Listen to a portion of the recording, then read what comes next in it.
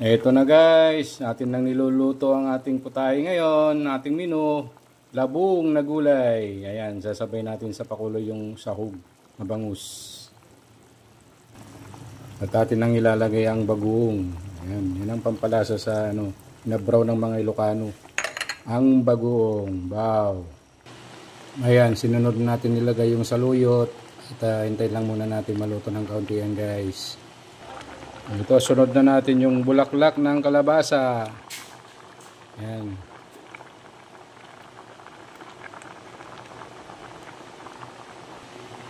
Atin na rin isabay yung dahon ng malunggay kasi sabay lang yan na naluluto. Kunting kuluan lang yan. Luto na yan, mga lods. Kahit ang kabsat, hintayo ramananin, umayat mo lang titimpla na. Apo, gimason mayang. May kayon, mangantayon. Naluto na po.